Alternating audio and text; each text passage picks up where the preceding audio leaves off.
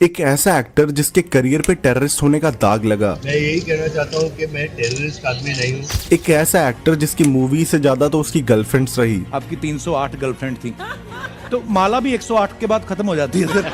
एक ऐसा एक्टर जिसने ड्रग्स लेना तब शुरू कर दिया था जब इंडिया में ड्रग्स के बारे में किसी को नॉलेज तक नहीं थी, जिसके जेल जाने के बाद लाइफ बर्बाद हो चुकी थी, बट एक मूवी ने उसके पूरे करियर की दिशा बदल दी और उसको किसी क्रिमिनल या फिर ऑफेंडर की जगह एक बॉलीवुड का सुपरस्टार बना दिया, जिसको लोग आज इज्जत से संजू बाबा बोलते हैं। पूरी दुनिया में उनके एटीट्यूड की चर्चा होती है और इंडिया में उनके लाखों फैंस हैं। पर क्या संजय दत्त ये फेम और इंडियंस का ये प्यार डिजर्व भी करते हैं? क्योंकि तुम मानो या ना मानो, पर संजय दत्त ही वो बंदा था जो डायरेक्टली इन्वॉल्व था इन killing of hundreds of people in Mumbai attack. और अगर संजय दत्त चाहते भी तो ही वाज द गाय जो बहुत सारी फैमिलीज को और बहुत सारी लाइव्स को बचा सकते थे। और आज मैं इसी चीज को डिकोड करने वाला हूँ इस वीडियो में कि how Sanjay Dutt is the worst actor of Bollywood, पर फिर भी उनको एक सुपरस्टार की तरह इज्जत मिलती है। और साथ में इस चीज पे भी बात करेंगे कि कैसे राजकुमार हिरानी ने संजय दत्त की हेल्प करी एक मूवी बनाने में, जिसने इंडियन ऑडियंस को मैनिपुलेट करके उनके सामने एक हाईएस्ट ऑर्डर के क्रिमिनल ऑफेंडर को एक जिंदा दिल नासमझ इंसान बना दिया। अब देखो, संजय दत्त अपने बचपन से ही काफी ज्यादा टॉक्सिक एंड बिगड़ैल लाडले बच्चे थे। और संजय दत्त की इसी रियलिटी को समझने के लिए तुम संजय दत्त की लाइफ की इस इंसिडेंट का एग्जांपल ले सकते हो, जिसको संजू मूवी में भी दिखाया गया है,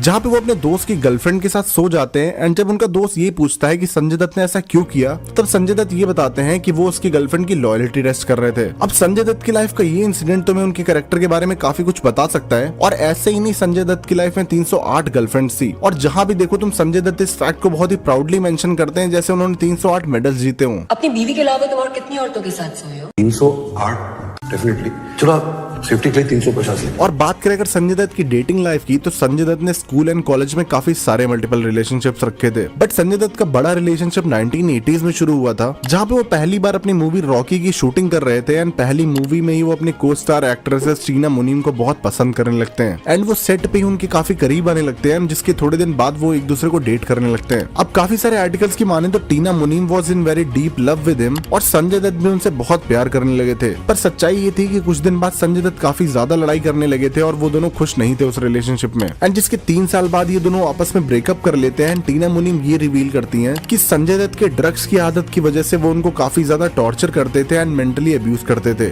और अगर आर्टिकल्स की माने तो टीना मुनीम काफी ज्यादा केयरिंग गर्लफ्रेंड थी, क्योंकि वो उनको ड्रग्स रिहेबिलिटेशन सेंटर भी लेके जाती थी। एंड उन्होंने अपने रिलेशनशिप के टाइम पे काफी ज्यादा ट्राई किया था कि संजय दत्त की ये बुरी आदत छूट जाए एंड वो हैप्पीली रह सके। पर ये सारी चीजें नहीं हो पाती हैं। संजय दत्त बहुत ज्यादा टॉक्सिक हो जाते हैं, बहुत ज्यादा ड्रग अब्यूज में चले जाते हैं, जिसके बाद उनकी काफी सारी लड़ाइयां होती हैं, उनका ब्रेकअप हो जाता है। अब 1984 तक उनका रिलेशनशिप चला था, जिसके 3 साल बाद तक भी संजय दत्त ने काफी सारी लड़कियों को डेट किया। बट 1987 में आके उन्होंने एक एक्ट्रेस ऋचा शर्मा के साथ शादी कर ली। एंड उनकी शादी काफी अच्छी भी चल रही थी, इसीलिए उनको अगले साल एक बेटी भी हो गई। एंड जब सारी चीजें सही जा रही थी एंड संजय दत्त भी एक फैमिली लाइफ जी रहे थे, तब 4 साल बाद उनकी वाइफ को एक ब्रेन ट्यूमर हो जाता है। एंड जिस चीज के इलाज के लिए उनकी वाइफ ऋचा शर्मा और उनकी बेटी को उन्हें यूएस शिफ्ट करना पड़ता है। एंड संजय दत्त भी काफी सारे यूएस के विजिट्स करते हैं उनका ध्यान रखने के लिए। बट धीरे धीरे संजय दत्त की ये यूएसए की ट्रिप्स बंद हो जाती हैं। वो अचानक से अपने वाइफ को इग्नोर करने लगते हैं। एंड उसके कुछ दिनों बाद ये न्यूज आती है कि जहाँ पे संजय दत्त की वाइफ यूएसए में अपनी 3 साल की बेटी के साथ ब्रेन ट्यूमर से लड़ रही हैं, वहाँ पे संजय दत्त इंडिया में माधुरी दीक्षित को डेट करने लग जाते हैं। एंड इवन 4 साल के बाद जब उनकी वाइफ इंडिया वापस आती है अपने लाइफ का बचा हुआ कुछ टाइम स्पेंड करने के लिए, एंड तब भी संजय दत्त उनको एयरपोर्ट पे रिसीव नहीं करने जाते हैं। वो उनको टोटली इग्नोर कर देते हैं। एंड इस चीज के बाद उनकी वाइफ ब्रेन ट्यूमर से हार जाती है, वो दुनिया छोड़ देती हैं। और इसी टाइम पे ऋचा शर्मा के घर वाले संजय दत्त पे ये एलिगेशंस लगाते हैं कि जब उनकी वाइफ और उनकी बेटी को सबसे ज्यादा जरूरत थी, तब संजय दत्त ने उनका साथ ही नहीं दिया। पर इस टाइम तक आते आते संजय दत्त और माधुरी दीक्षित 3 साल के रिलेशनशिप में थे और वो अपने वाइफ को भूल चुके थे, तो उनको इस चीज से कोई फर्क नहीं पड़ रहा था। और वो माधुरी दीक्षित से शादी करने की भी सोच रहे थे। पर 1993 में कुछ ऐसा होता है कि संजय दत्त की लाइफ का बुरा टाइम शुरू हो जाता है और माधुरी दीक्षित भी उन्हें छोड़ देती है। और वो इंसिडेंट कोई और इंसिडेंट नहीं बल्कि मुंबई बॉम्ब ब्लास्ट था। देखो, 6 दिसंबर 1992 में अयोध्या में बाबरी मस्जिद को तोड़ दिया जाता है, जिसके बाद पूरे देश में भयंकर रायट्स होने लगते हैं। इंडिया में अलग अलग जगहों पे लोगों को रिलीजन के नाम पे मारा जाने लगता है। लेकिन जहाँ पे सबसे ज्यादा भयंकर ब्लास्ट होता है वो था मुंबई, क्योंकि इस इंसिडेंट के 3 महीने बाद 12 मार्च 1993 में मुंबई स्टॉक एक्सचेंज के नीचे एक कार पार्क होती है, जिसको रिमोट कंट्रोल से ब्लास्ट कर दिया जाता है और इस धमाके में 225 लोग जख्मी हो जाते हैं। एंड इसके तुरंत बाद मुंबई में कई सारी जगहों पे ऐसे ही ब्लास्ट होने लगते हैं। मल्टीपल स्कूटर्स एंड कार्स में ब्लास्ट होते हैं, जिसके बाद 257 लोगों की जान चली जाती है और शहर के मल्टीपल लोकेशंस पे लगभग 1400 से ज्यादा लोग घायल हो जाते हैं। जिसके बाद मुंबई की पूरी पब्लिक डर जाती है और उनको खुद नहीं पता होता है कि अगला ब्लास्ट क्या पता उनके घर में ही हो जाए। लेकिन कैसे भी करके ब्लास्ट बंद होते हैं, जिसके बाद सीबीआई अपनी जांच बिठाती है और उन्हें ये पता चलता है कि इस धमाके में जो RDX यूज हुआ था वो बहुत ही ज्यादा हाई ग्रेड का था और वर्ल्ड वॉर 2 के बाद इतने ज्यादा क्वांटिटी में RDX का यूज कहीं पे भी नहीं हुआ। और देश के इसी फाइनेंशियल कैपिटल पे इतना बड़ा हमला होने के बाद पुलिस और सीबीआई पता लगाने में लग जाती है कि अगर मुंबई में इतना ज्यादा RDX आया तो लाया कौन, और अगर आ भी गया था तो इसको इतना सेफली रखा कहाँ गया था, वो कौन से लोग थे जिन्होंने इस चीज में मदद करी। एंड इसके बाद पुलिस और सीबीआई रात दिन एक कर देती है, जिसके बाद उन्हें खबर मिलती है कि बाबा मूसा नाम का एक बंदा है जिसने ये वेपन्स और RDX स्टोर किया था। और जब पुलिस बाबा मूसा को अरेस्ट करती है और इन्वेस्टिगेट करती है तब वो बंदा 2 लोगों का नाम लेता है। पहला नाम था हनीफ गढ़वाला एंड दूसरा नाम था समीर हिंगोरा।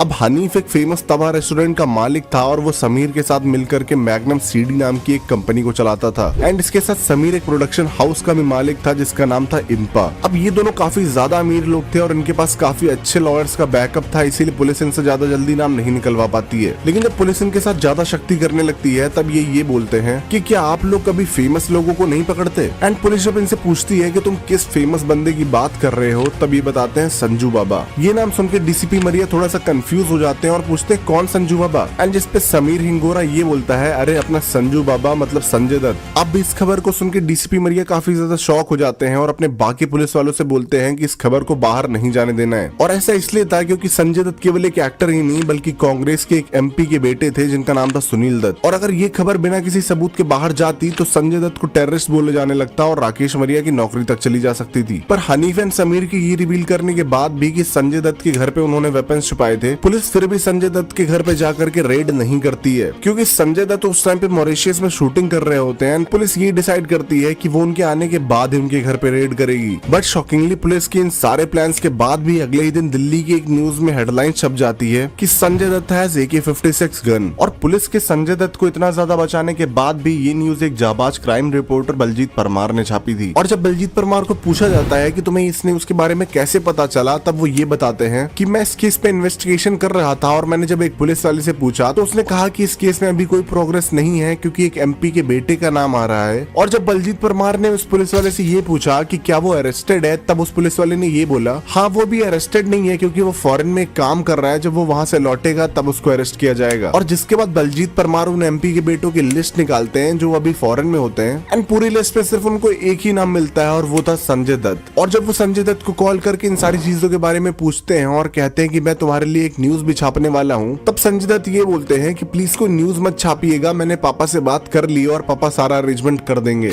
और जिसको सुन के बलजीत परमार का शक यकीन में बदल जाता है और वो संजय दत्त से ये बोलते हैं मैंने कहा तुम एक काम कर के वो वेपन लेके खार पुलिस स्टेशन में जमा करवा दो, क्योंकि अगर आप जमा करवाते हो तो आपके ऊपर आर्म्स एक्ट का केस बनेगा।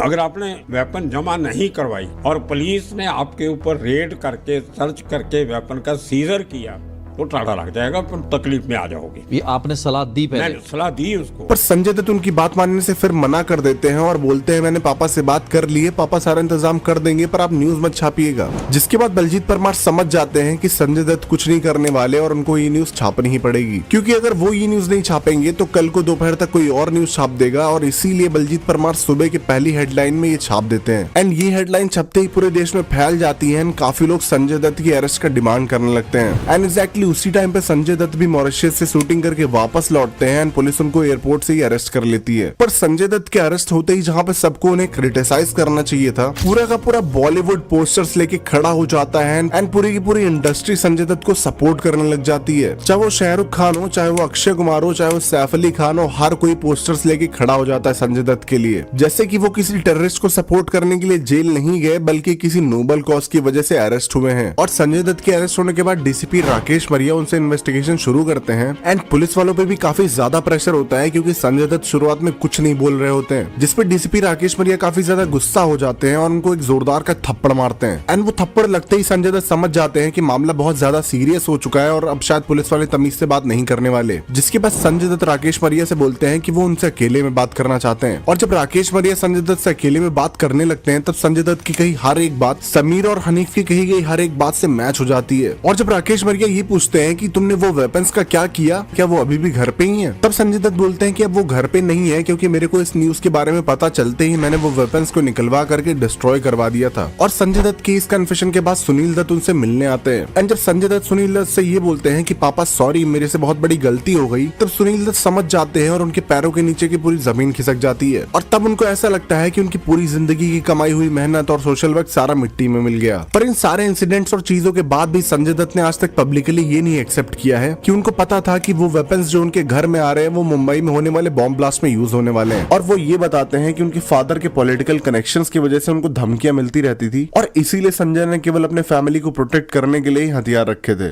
Well, there is because like I will kill you and your family, and they knew exactly where my nieces were studying. They knew the movements of my family members. They knew everything, so it became really scary for us basically. अब अगर ऐसा ही था तो कुछ ऐसे सवाल हैं जिनके जवाब आज तक नहीं मिले। अब जैसे कि संजय दत्त ने ये कहा कि वो हथियार उन्होंने अपने फैमिली की सेफ्टी के लिए रखे थे, तो भाई सेफ्टी के लिए एक पिस्टल भी रखी जा सकती थी और अपने बॉडीगार्ड्स भी रखे जा सकते थे, पर 3 AK-56 और कई सारे हैंड ग्रेनेड्स और एमुनेशन रखने की क्या जरूरत थी? और अगर उन्होंने रख भी ली थी तो उन्होंने ये नहीं सोचा कि इतने ज्यादा इलीगल वेपन्स आए कहाँ से। और दूसरा सवाल ये कि जब उनके घर पे एक ऐसी वैन आई थी जिसमें इतने ज्यादा RDX और हथियार थे जिससे एक पूरे शहर को उड़ाया जा सकता था, और वो वैन उनके घर पे आकर के 2 महीने के लिए खड़ी रहती है और उन्हें शक भी नहीं होता कि ये हथियार मेरी सेफ्टी के लिए हद से ज्यादा है और ये मुंबई में आ कैसे रहे। और तीसरी बात ये है कि अगर संजय दत्त चाहते तो ये सारी चीजों को पुलिस को इन्फॉर्म भी कर सकते थे, एंड उनका नाम भी नहीं आता, उनके पापा उन्हें आराम से छुड़ा सकते थे और 1500 लोग अपाहिज होने से या फिर उनकी जिंदगी बर्बाद होने से बच जाती। पर संजय दत्त ने ये सब इग्नोर क्यों किया? और जब इन सारी चीजों के बाद पुलिस ने इन्वेस्टिगेशन खत्म करी थी तब उन्हें ये पता चला था कि संजय दत्त के घर पे ये सारे वेपन्स अबू सलीम ने डिलीवर करवाए थे, जो कि दाऊद का राइट हैंड भी था, एंड संजय दत्त भी उसको जानते थे,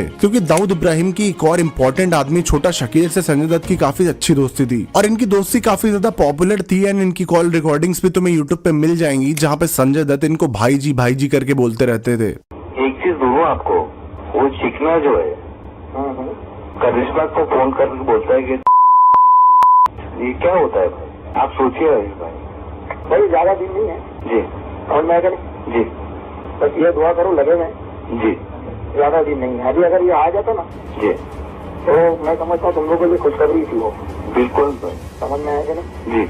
अब ये सब प्रूफ करता है कि संजय दत्त सिर्फ एक विक्टिम ही नहीं थे बल्कि एक हाईली इन्फ्लुएंशियल आदमी थे जिनके अंडरवर्ल्ड्स के साथ बहुत अच्छे कनेक्शंस थे। पर सच्चाई यही है कि संजू मूवी में ये सारी चीजें दिखाई ही नहीं गई और ऐसा दिखाया गया कि उनके सारे बुरे कर्मों की उनको सजा भी मिल गई जहाँ पे वो जेल जाते हैं। पर अगर तुम उनके जेल का टाइम भी ध्यान से देखोगे तो पहले उनको 1993 में 16 महीने जेल में रखा गया था, जिसके 10 साल बाद उन पे फिर एक केस चलता है और उनको 7 महीने के लिए फिर 2006 में जेल में डाला जाता है। पर हमारे वहाँ तो एक चोर को भी 7 महीने से ज्यादा की सजा सुनाई जाती है। पर संजय दत्त पे टाटा मतलब एक टेररिस्ट वाला केस लगने के बाद भी केवल उनको 7 महीने जेल में रहना पड़ता है, फिर उनको बेल मिल जाती है। पर जिसके बाद वो 5 साल आराम से अपने घर पे रहते हैं, लेकिन लास्ट में 2013 में सुप्रीम कोर्ट इनको सजा सुनाती है, जिसके बाद ये 5 साल की सजा में जाते हैं। पर वो सजा भी केवल इनकी 3.5 साल में खत्म हो जाती है इनके अच्छे बिहेवियर को देख के। पर संजू मूवी के अंदर उनकी इस टेररिस्ट कनेक्शन को लेकर के कोई भी बात नहीं बोली जाती है, केवल ये दिखाया जाता है कि संजय दत्त बेचारा कैसे अपनी 5 साल की जेल की सजा काटता है, जिसमें वो टॉयलेट के पास बेचारा सोता है और उसको बहुत सारे स्ट्रगल्स करने पड़ते हैं। अब देखो तुम्हें भी पता है कि अल्ट्रा अमीर लोगों की लाइफ जेल में भी अच्छी होती है,